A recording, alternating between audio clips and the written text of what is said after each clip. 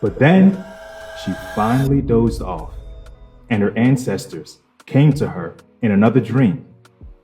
Her ancestor said that her daughter would bring light into the world, so she had to introduce her to several Igbo Nigerian names that she can select from in order to name her child.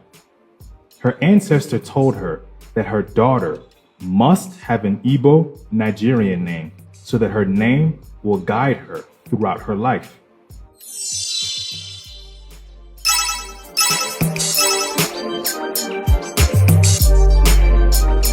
Then Jasmine asked, "Why do I have to have so many dreams about this?" Her ancestor replied, "Because we, the ancestors, have chosen you to restore your bloodline's former glory."